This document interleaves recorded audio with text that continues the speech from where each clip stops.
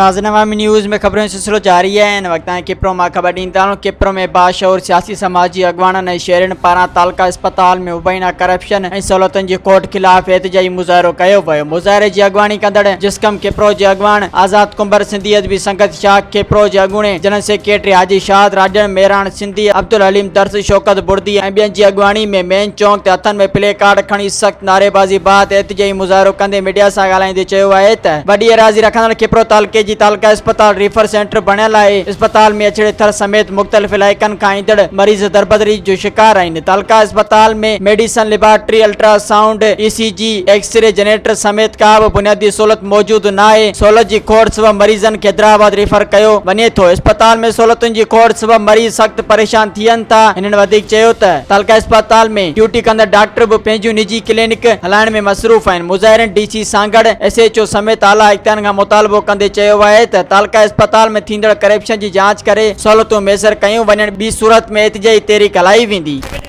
Refer centre बनला जेकॾहिं के पेट जे पूरा वारो वञे थो पोइ उनखे बि रेफर कंदा हैदराबाद। हिते वॾो ज़ुल्म लॻो पियो आहे। जेको MS आहे उहो तमामु नाअहल ऐं वंगारी आहे सियासी बंगलनि जो। जेको जनरेटर आहे अस्पताल जो हिकु हथु जनरेटर हिकु ते रखियो पियो आहे, हिकु त के सियासी बंगले ते हले पियो। असां हिन केरु नोटिस वठंदो। मेडिसन जेका आहे ख़राबु थी पई आहे, भांडा भरिया पिया आहिनि। 10 लख रुपया मंथली रुगो पेट्रोल ऐं डीज़ल जी ऑडिट बिल ठाहींदा, पर हिते का बि सहूलियत न आहे। जेके डॉक्टर आहिनि उहे पंहिंजो प्राइवेट क्लिनिकूं खोले वेठा आहिनि। उहे ड्यूटी टाइम ते बि पंहिंजी अस्पतालनि प्राइवेट ते मिलंदा, पर सरकारी अस्पताल में कोन हूंदा। असीं मिनिस्ट्री हेल्थ खे गुज़ारिश कयूं था बराए महिरबानी नोटिस वठो ऐं हिन नाअहल करप्ट MS खे हटाए को ईमानदार ऑफिसर ते मुक़ररु कयो वञे। अॼु असांजो इहो एहतजाज तालका किप्रो जे जेके हेडक्वार्टर अस्पताल आहे उन MS जे ख़िलाफ़ु आहे। हिन अस्पताल में का बि शइ जी सहूलियत न आहे। कंहिंखे मथे में बि सूरु थिए थो त उनखे बि इहे हैदराबाद रेफर करे छॾनि था। ऐं हितां इहो त आहे त हुते जेको जनरेटर आहे उनजो बि तेल जेको आहे लखनि जो बजट आहे, उहो बि MS खायो वञे थो। ऐं उनजे बावजूदि जेके हुतां सुठियूं दवाऊं अचनि थियूं, उहे दवाऊं जेके आहिनि हितां जूं प्राइवेट अस्पतालूं ऐं प्राइवेट स्टोरूं आहिनि उन्हनि ते विकिरो थियनि थियूं। असांजो DG हेल्थ खां मुतालबो आहे त इन नाअहल करप्ट MS खे हटाए हिते को शरीफ़ बाकिरदार MS मुक़ररु कयो वञे। अदा किप्रो में अॼु एहतजाज करायो MS जे ख़िलाफ़ आहे, जंहिंमें शहरी इत्तेहाद आहे उहे सॼो गॾु आहिनि। उनमें जेके शहरी सिविल सोसाइटी आहे ऐं उलमा उज़रात आहिनि, इहे सभु असां सां गॾु आहिनि। उन्हनि असांखे साथ ॾिनो आहे। असां तव्हांखे इहो ॿुधाइण था चाहियूं किप्रो सिविल अस्पताल जे अंदरि दवाउनि जी वॾी खोट आहे। ऐं हितां जा जेके MS आहिनि उहे जेके दवाऊं आहिनि अलाए छा शहर जे मेडिसिन स्टोरनि ते फ़रोख़्त कनि था, अलाए छा था कनि। ऐं हितां जी जेका आवाम आहे उहा वीचारी बाख़बर कोन्हे, बेख़बर आहे वीचारी, उन्हनि खे परेशान आहे। उन्हनि जा मरीज़ खणी दरबदर आहिनि या रेफर कयो था वञनि हितां खां। हिननि खे एडमिट करण जी जॻह ई कोन्हे किप्रे अस्पताल में। शायदि सॼी अस्पताल ईअं वीरान लॻी पई आहे, पर को मरीज़ तव्हांखे एडमिट न मिलंदो।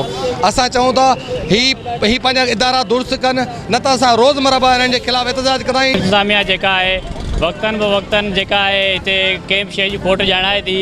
हिते जेका ट्रामा सेंटर ठहियो, जेको ट्रामा सेंटर न वरी डामा सेंटर आहे। हिते केरु बि माण्हू वञे थो त हुनखे फौरी तौरु जेका आहे हुते वेठल डॉक्टर ऐं इंतिज़ामिया जेका आहे फौरी तौरु हुनखे रेफर कयो थो वञे हैदराबाद। भले हुनखे कुझु बि न हुजे, हिन सिविल वारो का शइ न आहे। एतिरे क़दुरु कल्ह ऐं अॼु 2 ॾींहं थी विया आहिनि, कोरोना जी वैक्सीन बि न आहे हिते। नाअहल इंतिज़ामिया ऐं हिन MS खे हटाए ऐं हिते बाकिरदार ऑफिसर मुक़ररु कयो वञे। सिंध में जीअं हिकिड़ो आम पहाको हींअर मशहूरु थी चुको आहे त सिविल अस्पताल किप्रो रेफर सेंटर बणिजी चुकी आहे। सिंध पूरीअ में तव्हां ॾिसो त खिपरे जो नालो ईंदो त चवंदा यार उते हिकिड़ी सरकारी सिविल अस्पताल आहे जेका रेफर सेंटर जे नाले सां मशहूरु आहे।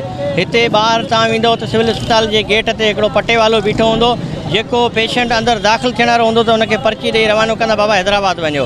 त सिविल अस्पताल रुॻो नाले में नियाल आहे। हिते जेको आहे सिविल अस्पताल में तव्हांखे खाइण वारी पेनाडोल जेका गोरी आहे उहा बि कोन मिलंदी। हिते जेकॾहिं कोरोना वैक्सीन जेका हींअर हले पई उहा बि 4-4, 5-5 ॾींहं कोरोना वैक्सीन जेका आम चौराहनि चौकनि ते मिले पई, पर उहा अफ़सोस जहिड़ी ॻाल्हि आहे सिविल अस्पताल किप्रो में उहा बि तव्हांखे न मिलंदी। अॼु आवाम जेका आहे सरापा एहतजाज बणियल आहे, ख़ुदा सिविल अस्पताल किप्रो जी मालिकी कयो। असांजी जेका तालको अस्पताल किप्रो आहे उहा रेफर सेंटर थी वई आहे। जेको बि मरीज़ अचे थो उनखे ॿाहिरि रेफर कयो थो वञे।